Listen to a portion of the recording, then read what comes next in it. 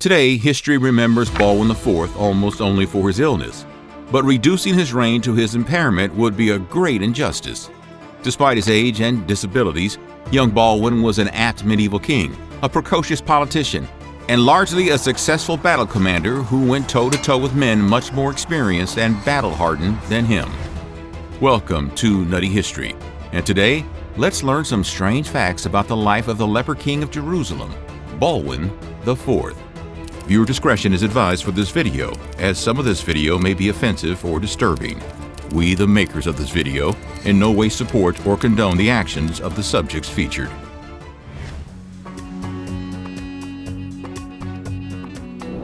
Nobody in their right mind would have put their money on Baldwin IV ascending to the throne.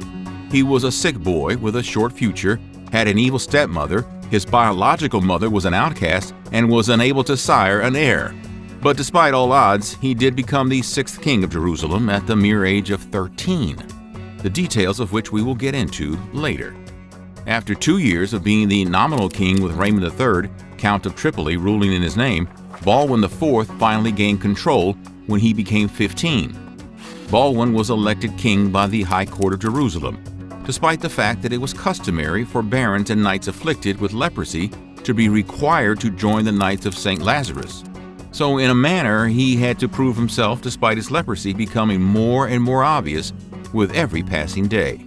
To gain everybody's approval as their ruler, he had his father's incomplete project, Damascus, but Saladin was also becoming a growing threat in Egypt.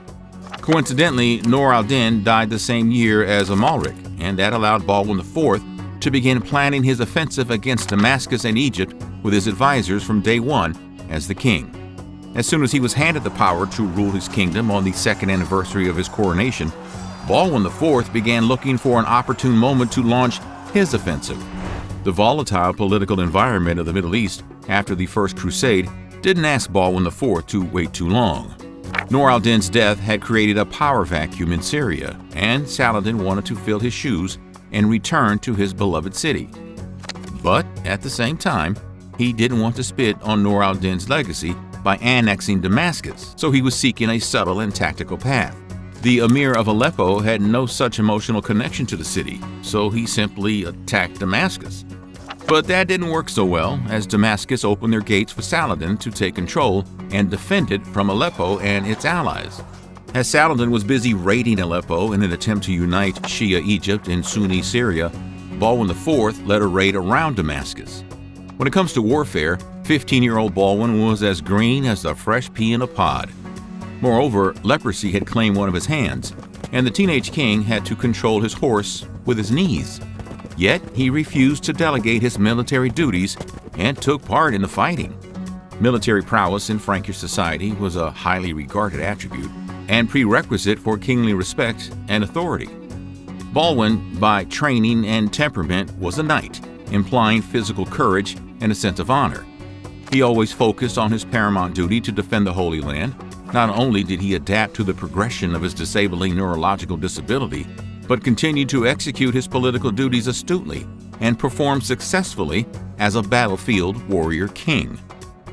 This was of utmost importance in the prevailing conditions of Baldwin's royal domain, as Jerusalem was in fact threatened by the rise of Saladin and his coalition of Muslim forces in an arc from Syria to Egypt. On August 1, 1176, Baldwin and Raymond led the armies of Jerusalem and Tripoli, respectively, in a raid of Bekaa Valley, or modern-day Lebanon. Here, they defeated the garrison of Damascus, forcing Saladin to abandon his campaign against the Order of Assassins and defend his home.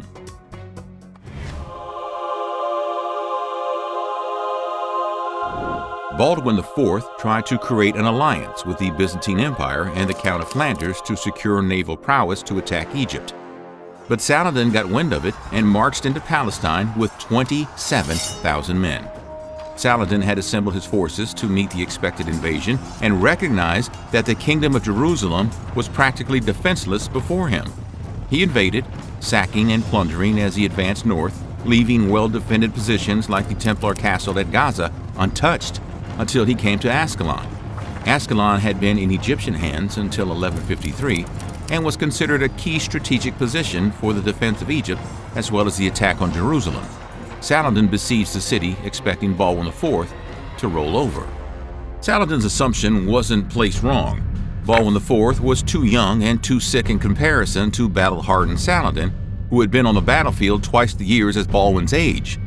Baldwin IV rode to the rescue of Ascalon with just 375 knights, 80 Templars under Odo Saint Amand, and several thousand infantry, reaching the city shortly before the Sultan's army invaded it.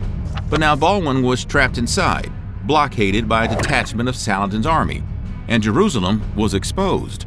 Saladin obviously decided to strike for the greatest prize of all. Saladin was confident that Baldwin would not attempt to interfere with his smaller force.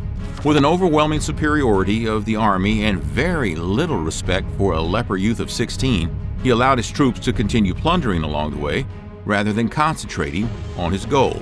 Saladin's forces moved slowly, looting the villages of Ramla, Lydda, and Arsuf. In doing so, he allowed his army to become dispersed over a large area. He had miscalculated. Baldwin sallied out of Ascalon, calling up the feudal levies, and fell on Saladin from the rear, winning a stunning and complete victory at Montgisard on November 25, 1177. Caught by surprise, Saladin's options were limited as his cavalry was spent by the march from Egypt and subsequent looting.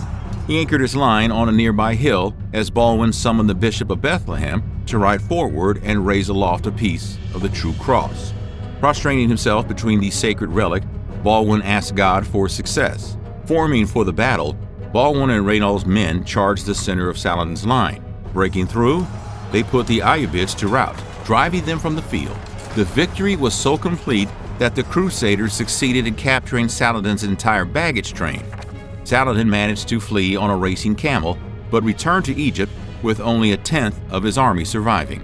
For the Crusaders, approximately 1,100 were ended and 750 wounded. While Montgisard proved a dramatic victory for the Crusaders, it was one of the last of their successes. The consequences for Baldwin personally were also devastating. Based on the historical descriptions of Baldwin's initial illness that state he had lost the feeling in his arm, but that there were no other symptoms such as discoloration or ulcers. Modern experts in the disease believe that Baldwin IV originally had primary polyneuritis tuberculoid leprosy, which deteriorated into lepromatous leprosy during puberty.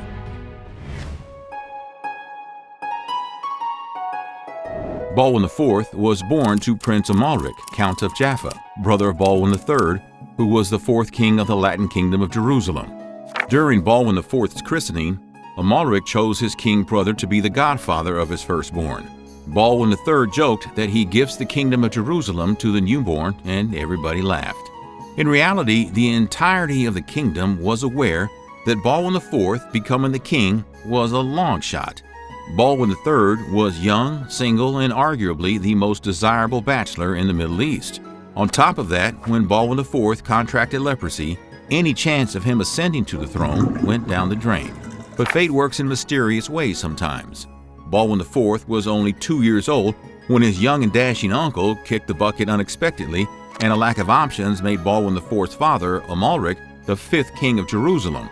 11 years later, Baldwin IV was still a young lad when his father too passed away of dysentery on his way back from a campaign against Nur al-Din, the Sultan of Damascus. Now, because Baldwin was still a preteen and not mature enough to rule at the time of his father's death, the kingdom was placed in the care of a regent, Raymond of Tripoli. Raymond III was a descendant of Baldwin II and a cousin of Baldwin III. Also, he was one of the most powerful barons in the Crusader states. Notably, at this time, Baldwin could still move and, above all, ride without apparent impediment. Interestingly, his legacy was confirmed after he became the king.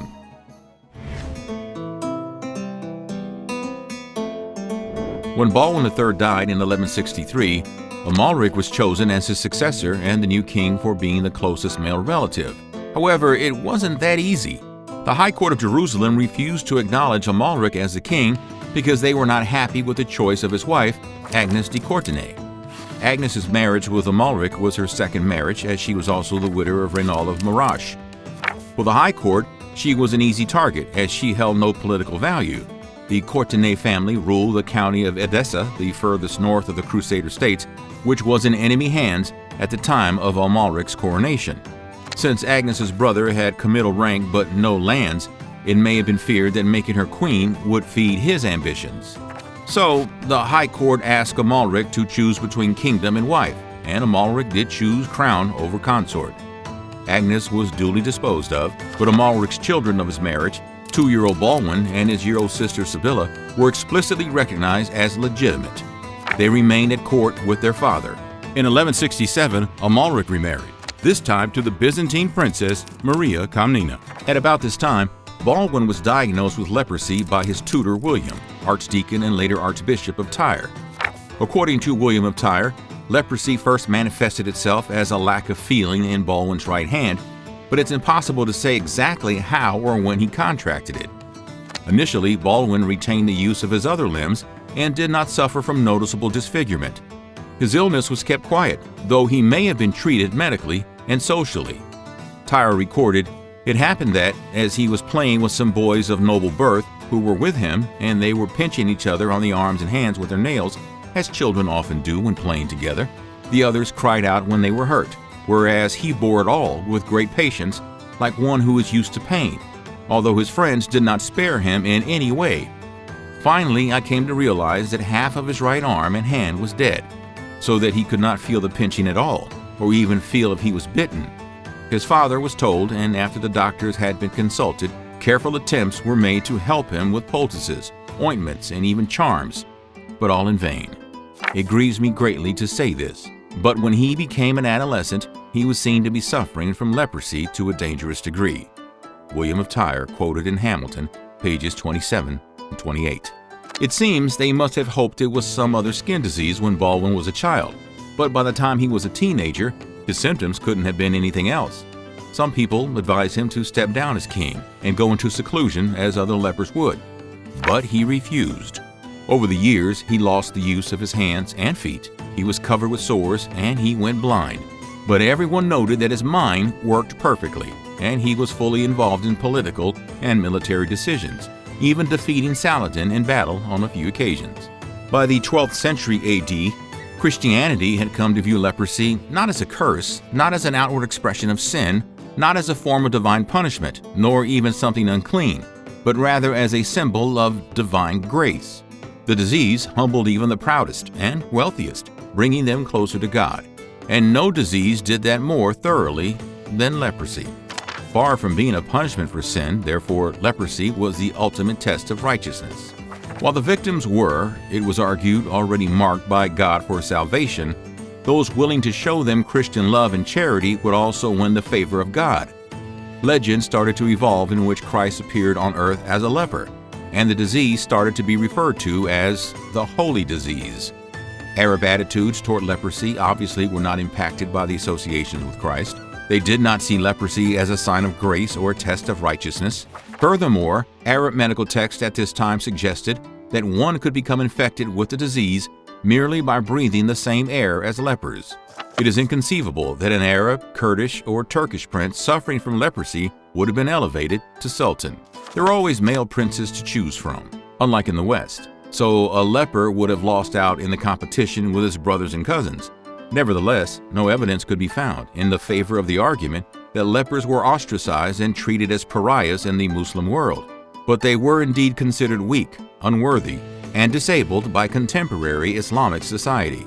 This is why Saladin underrated Baldwin IV as a threat again and again, and paid the price for it. The Muslim pilgrim Ibn Zubair, who visited Jerusalem in the 1180s, referred to Baldwin IV as a pig, and noted that Baldwin didn't go out in public anymore. At the same time, the kingdom was threatened by Saladin, and ambassadors were sent to help in Europe. Western leaders were reluctant to send money and soldiers to help a leper, who they believed must have been a physical symbol of a decadent Oriental kingdom. Baldwin survived until 1185 when he was 23, and Saladin captured Jerusalem a couple of years later in 1187. Baldwin IV always knew that his time was short, and he was unable to produce a successor to the throne. Therefore, Jerusalem's future rested upon the shoulders of Baldwin IV's sister, Sibylla, to produce an heir. The reason for Jerusalem's fall also lies there.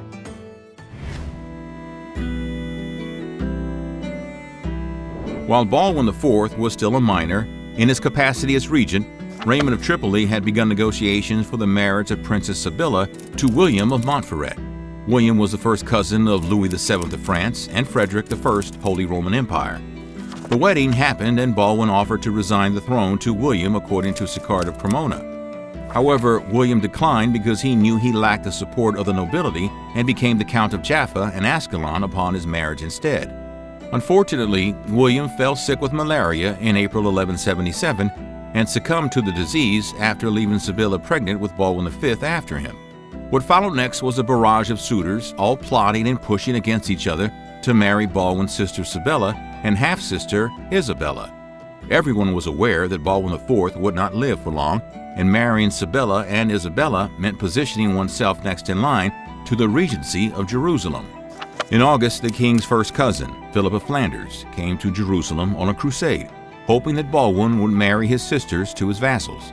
Philip was Baldwin's closest male kin on the paternal side and hoped to use it for gaining preference, but the High Court of Jerusalem refused his proposition. Moreover, the Imbland family insulted Philip. Baldwin IV had arranged the remarriage of his stepmother Maria to the Imbland family, but they wanted his sisters as their brides as well, with Raymond of Tripoli supporting them to bolster his power base. However, the scheming of the Imbland family didn't go through, and in the summer of 1180, Baldwin IV married Sibylla to Guy of Lusignan, brother of the constable of Amalric of Lusignan. Earlier historians claim that Sibylla's second marriage was entirely due to the influence of the king's mother, though Hamilton argues that this is to reflect uncritically the personal grievances of William of Tyre and the Iblands. A foreign match was essential to the kingdom, bringing the possibility of external aid. Guy's connection to the French and English dynasties, as well as the Pope, was useful in this respect. Now Baldwin, now blind and unable to walk, appointed Guy as the regent in 1182. Meanwhile, by June 1183, Saladin had captured Aleppo and had Jerusalem surrounded from all sides. During Isabella's wedding in Kerak, Saladin surprised the wedding guests by laying siege around the city with them trapped inside. Baldwin retaliated with whatever strength was left in him, but was disappointed when Guy refused to participate in the battle. Saladin managed to escape, and an angry Baldwin deposed Guy as regent and announced his nephew, Baldwin V, as his heir and successor. In the early months of 1184, Baldwin attempted to have the marriage between Sibylla and Guy annulled, after learning about Guy's annihilation of the Bedouin of the royal fief of Durham, who were under royal protection. The military expedition to relieve Kerak and the dynasty struggle had weakened Baldwin considerably. He died in Jerusalem in the spring of 1185, hoping that he did the right thing by putting the future of Jerusalem in the hands of his minor nephew.